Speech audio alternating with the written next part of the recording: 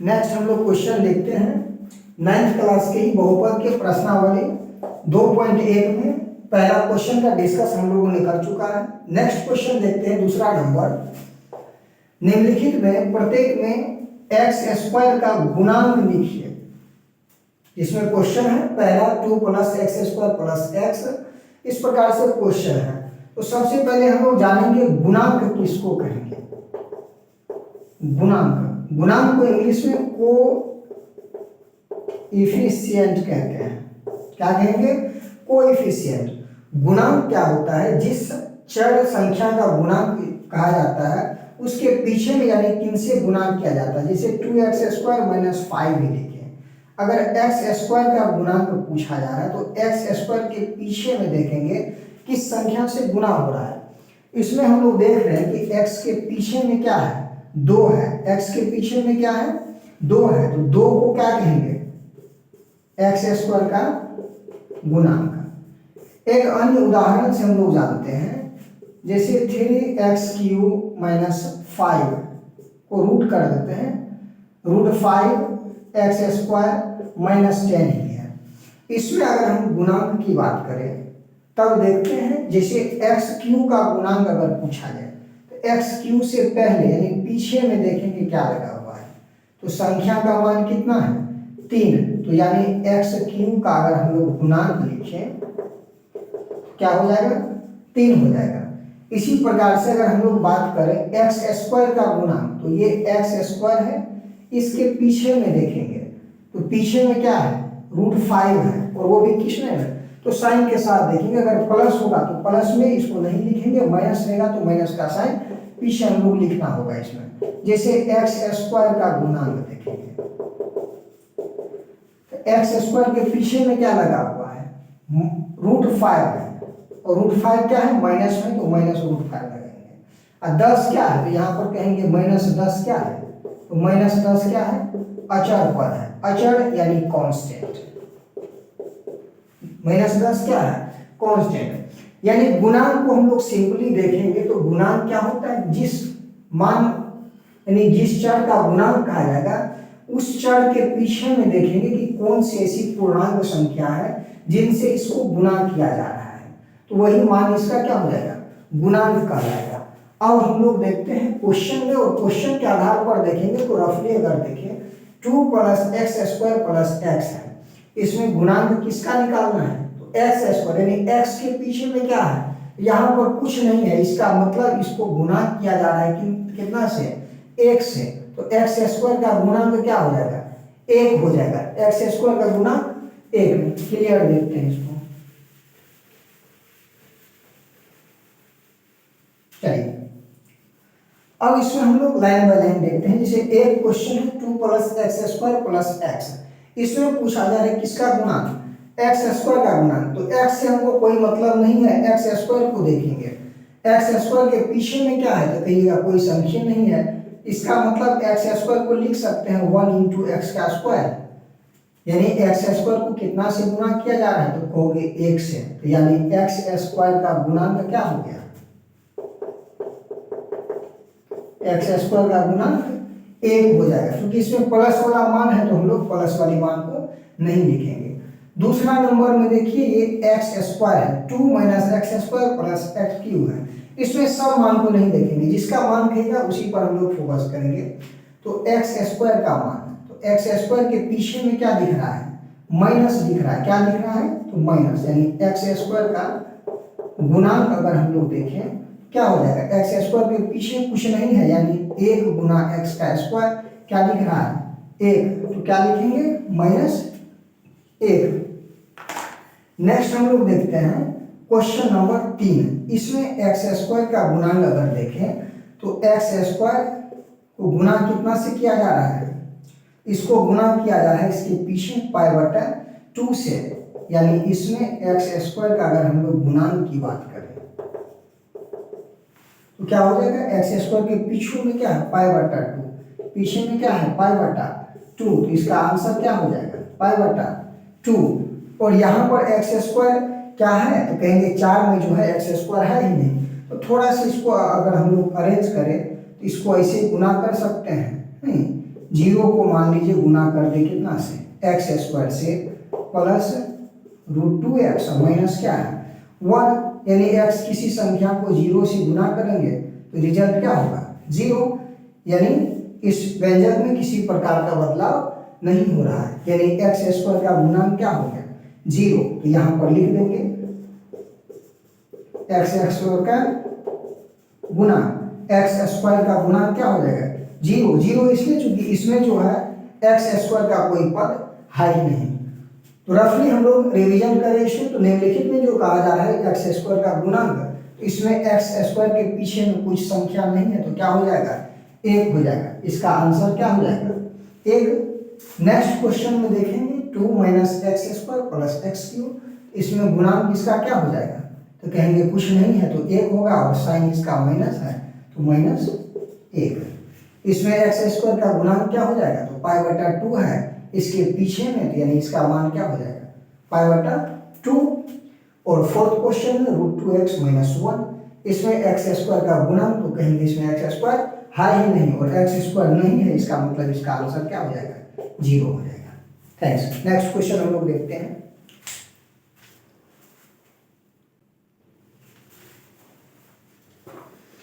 चलिए next question हम लोग देखते हैं। तीसरा नंबर का क्वेश्चन है 35 घात के द्विपद का और 100 घात के एकपदी का एक एक उदाहरण दी। तो सबसे पहले हम लोग यहाँ पर देखेंगे, तो पहले घात के आधार पर बहुपद के प्रकार हम लोगों ने देखा था, तो जिसमें देखेंगे पद के आधार पर, किसके आधार पर पद के आधार पर। तो पद के आधार पर जो बहुपद होंगे वो बहुपद 3 प्रकार के होंगे। जैसे एक को कहेंगे एक पदी, क्या कहेंगे एक पदी, इंग्लिश में क्या हो जाएगा इसको कहेंगे monomial. Monomial it mean single term, यानी जिसमें एक पद होगा। जैसे एग्जाम्पल अगर हम लोग देखिए 2x लिख दिए तो एक पद है, 10 अगर लिख दिए तो इसमें भी क्या है एक पद है, ये एक पदी का उदाहरण। -5 क्या होगा -5x, ये भी क्या है एक पदी है। 2y क्या होगा एक पदी, कोई भी टर्म होगा तो क्या होगा एक पदी होगा, यानी सिंगल टर्म होगा तो एक पदी होगा। नेक्स्ट हम लोग जानते हैं, तो नेक्स्ट हो जाएगा द्विपदी। कौन सा द्विपदी, द्विपदी को कहेंगे binomial. Binomial, bye means 2 terms, bye means क्या होगा 2 टर्म्स, यानी 2 पद जिसमें होगा। तो कहेंगे कि 2x प्लस इसी में 5 कर दे -5, तो ये भी क्या होगा 1 2, कितना पद है 2 पद है। यहाँ पर 10 माइनस वाई स्क्वायर कर देंगे तो कितना पद होगा 2 पद होगा, तो जाहिर सी बात है ये द्विपदी होगा। और हम बात करें तीसरा नंबर में त्रिपदी की, कौन सा त्रिपदी, त्रिपदी यानी ट्राइनोमियल। ट्राइनोमियल यानी इसमें कितना पद होगा 3 पद। तो 3 पद जैसे लिखेंगे 3x square minus 9x plus कितना 10, तो इस प्रकार से जो भी होगा 3 टर्म 1 2 3, द्विपदी में क्या है 2 पद 1 2, तो ये क्या हो जाएगा द्विपदी होगा। और घात के आधार पर देखेंगे, और इसमें अगर लिखना हो जैसे 35 घात का द्विपद, तो द्विपद हम लोग कोई उठा सकते हैं। जैसे यहाँ से कोई ले लेंगे, आप कुछ भी ले सकते हैं। 2x माइनस 5 है और इसमें घात मतलब जो चर का मैक्सिमम मान होगा, यानी पावर। जैसे x टू दी पावर 10 है, तो इसमें जो है घात 8th क्लास में आप पढ़े होंगे, x को क्या कहेंगे, तो x को कहेंगे आधार, क्या कहेंगे आधार, बेस। और 10 को क्या कहेंगे, इसी को घातांक, घात या फिर इंग्लिश में पावर या इंडेक्स हम लोग बोलते हैं। यानी इसका घातांक लिखना है किसका द्विपदी का, तो यहाँ पर x के खोपड़ी पर कितना दे देंगे 35 दे देंगे, यानी कितना हो जाएगा इसका 2x टू दी पावर 35 और माइनस क्या हो जाएगा 5 हो जाएगा। आप और चाहे तो सिंपली यहाँ लिख दे t टू दी पावर 5 और माइनस √2, ये भी क्या हो जाएगा 35 घात का एक द्विपद क्या हो जाएगा बहुपद हो जाएगा। दूसरा नंबर हम लोग कह रहे हैं कि 100 घात के एकपदी का, कौन सा एकपदी का, एकपदी यानी कि जिसमें कितना पद हो एक पद है, तो कोई भी इसमें बहुपद हम लोग लिखेंगे, जैसे मान लीजिए y लिख दिए और घात कितना लेना है 100, इसके खोपड़ी पर कितना दे देंगे 100, क्या होगा ये एक पदी हो गया।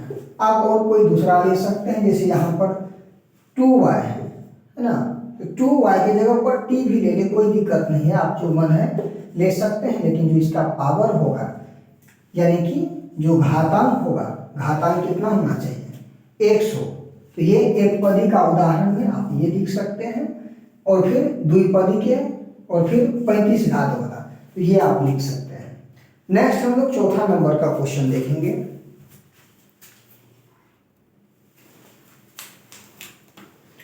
चलिए नेक्स्ट क्वेश्चन हम लोग देखते हैं, बहुपद से ये क्वेश्चन नंबर चौथा है। निम्नलिखित बहुपदों में से प्रत्येक बहुपद की घात को लिखिए। क्या लिखना है घात, नहीं तो घात का हम लोग देखेंगे, इनसे पहले भी डिस्कस किए थे कि घात एक्चुअली कहेंगे बहुपद में किसको, वो जानते हैं। घात यानी इसी को क्या कहेंगे पावर कहें या फिर इंडेक्स, तो सिंपली हम लोग बात करेंगे पावर की, बहुपद के घात। बहुपद के प्रकार को भी देखेंगे घात के आधार पर, वैसे घात होगा क्या वो देखेंगे। जैसे कोई बहुपद है 3x³ -5x +10, तो घात क्या होगा, ये 3 है, 3x³ -5x +10। घात देखेंगे जो चर है किसमें है, तो x वाले चर में है, ये किसमें है x वाले, तो x का मैक्सिमम पावर क्या है, मैक्सिमम मान कितना है, तो x के खोपड़ी पर सबसे बड़ा मान कितना है 3 है। यहाँ पर क्या है कुछ नहीं है, तो क्या है 1 है। इसमें अगर हम लोग देखेंगे तो सबसे बड़ा मान कितना है, इसका कहेंगे सबसे बड़ा मान कितना है 3, यानी इस बहुपद का घात क्या होगा, तो घात कितना हो गया, इसका घात हो गया 3, यानी चर का जो है मैक्सिमम मान जो होगा, अधिकतम मान जो होगा बहुपद में, इसी को क्या कहेंगे घात कहेंगे। अब हम लोग एक एक करके देखते हैं। जैसे एक क्वेश्चन है यहाँ पर 5x³ + 4x² + 7x, तो ये सबसे पहले बहुपद के चर देखेंगे, तो चर क्या है x है, चर इसका कौन सा है x वाले में ये है। x का अधिकतम मान देखेंगे, यहाँ पर अधिकतम मान कितना है, तो यहाँ देखेंगे x का 1 है, 2 है और x का पावर 3 है, यानी कि इसमें x का सबसे जो अधिकतम मान दिख रहा है पहला वाले में, वो क्या है x का अधिकतम मान कहेंगे क्या है, तो 3 है। यानी इस बहुपद का अगर हम लोग कहेंगे घात कितना हुआ, तो कहेंगे घात बराबर कितना हो गया 3 हुआ इसका घात। 2 नंबर में है 4 - y², इसका घात देखेंगे तो ये किसमें है y में है, और y का मैक्सिमम मान कितना है 2 है, यानी y की खोपड़ी पर सबसे बड़ा मान, तो घात बराबर कितना 2 हो गया। और इसमें देखेंगे तो किसमें है, तो t वाले में, और t का मान कितना, t कितना है 1 है, यानी इसका घात कितना हो गया, तो कहेंगे घात क्या हो गया 1। इसका घात कितना होगा नंबर 4 में, तो 4 में कहेंगे कि ये कितना है 3 है, और 3 में कोई चर का मान ही नहीं है, यानी इसको लिख सकते हैं x⁻0। 8th क्लास में आप पढ़े होंगे, किसी संख्या पर पावर अगर 0 हो जाए तो उस संख्या का मान क्या हो जाता है 1 हो जाएगा, यानी 3x⁻0 अगर लिखेंगे तो इसका मान कितना होगा 1, और इसको 3 से गुना करेंगे तो रिजल्ट क्या होगा 3 होगा, मतलब किसी प्रकार का चेंज नहीं हुआ। लेकिन घात में जब हम इसे व्यक्त करेंगे तो इसका घात कितना है, तो कहेंगे इसका घात कितना हुआ 0 होगा, यानी समीकरण फर्स्ट जो है व्यंजक फर्स्ट 5x³ + 4x² + 7x, इसका घात कितना, अधिकतम मान 3 है, तो घात क्या हो जाएगा 3। दूसरा क्वेश्चन है 4 - y², इसमें जो y का मान मैक्सिमम है वो कितना है 2 है, तो घात क्या हो जाएगा 2। और इसमें t का मान कितना है, कुछ नहीं है, कुछ नहीं मतलब t का मान कितना होगा 1 हो जाएगा। और यहाँ पर x y z चर मान है ही नहीं, तो व्यंजक अपने से लिखेंगे 3x⁻0। आप यहाँ पर कुछ भी ले सकते हैं, यानी कि किसी भी संख्या पर या चर पर मान अगर 0 हो जाएगा घात के रूप में, तो उसका वैल्यू क्या हो जाएगा 1, और 1 को 3 से गुना करेंगे तो रिजल्ट क्या होगा 3, तो घात इसका क्या हो जाएगा 0 हो जाएगा। नेक्स्ट क्वेश्चन हम लोग देखते हैं।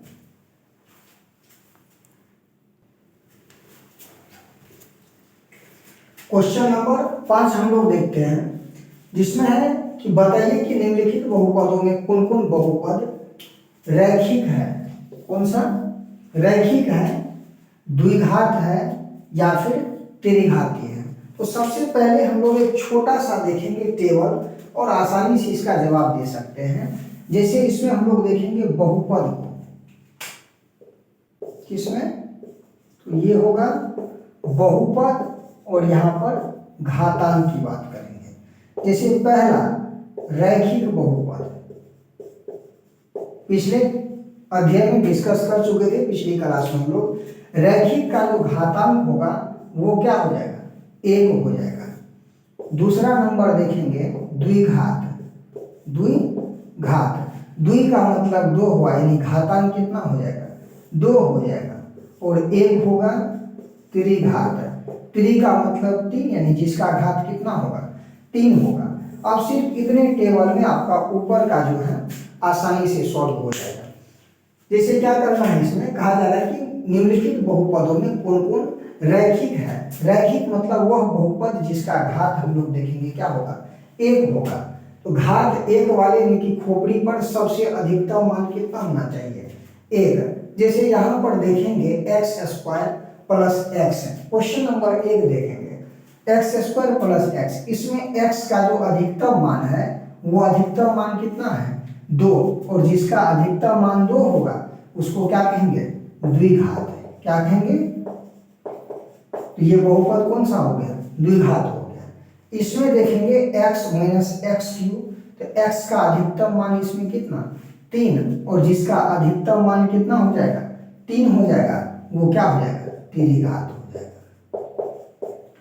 तो 2 नंबर क्या हो गया, त्रिघात हो गया।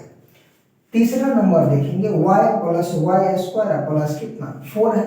इसमें y का अधिकतम मान कितना है, 2, और जिसका अधिकतम मान 2, वो कौन सा बहुपद, तो कहेंगे कौन सा होगा, द्विघात होगा।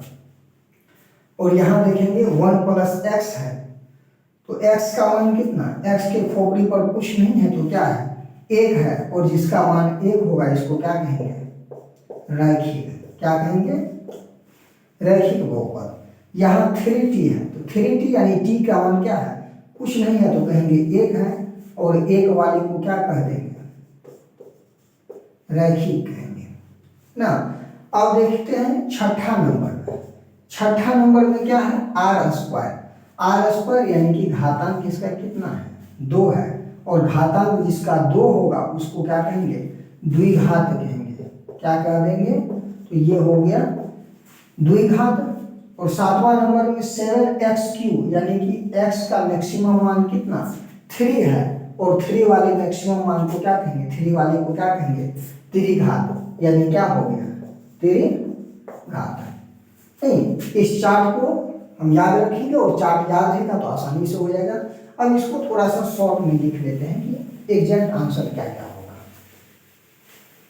नहीं, तो सबसे पहले हम लोग लिखते हैं इसमें कौन सा, रैखिक बहुपद। नहीं, 1 नंबर में पूछा जा रहा है रैखिक बहुपद, तो शॉर्ट में उत्तर अगर देना चाहे तो जैसे क्या हो गया, रैखिक बहुपद। रैखिक बहुपद देखेंगे इसमें कौन सा है, 1 नंबर है, चौथा कौन सा है, 4 नंबर, 1 कौन सा है, 5 नंबर। तो 4 और 5 क्या हो जाएगा, रैखिक हो जाएगा, 4 और 5 रैखिक होगा। नेक्स्ट लिखेंगे द्विघात बहुपद, द्विघात बहुपद। तो द्विघात देखेंगे इसमें कौन कौन है, मैक्सिमम पावर वाला देखेंगे तो 1 हो गया, 1 नंबर। दूसरा द्विघात में कौन सा, 3 नंबर, और फिर द्विघात में ये छठा नंबर। और नेक्स्ट हम लोग देखेंगे त्रिघात बहुपद, यानी त्रिघात यानी 3 घात वाले। तो देखेंगे त्रिघात जैसे इसमें कौन सा है, 1 है 2 नंबर में, ये 2 नंबर हो गया। नेक्स्ट देखेंगे त्रिघात में, इसमें त्रिघात आपका नहीं है, एक त्रिघात है 7 नंबर, ये 7 नंबर। इस प्रकार से हमारा जो पहला अध्याय था 2.1 9th क्लास का वो क्लियर हो गया है। आगे का पोर्शन हम लोग देखेंगे। Thank you.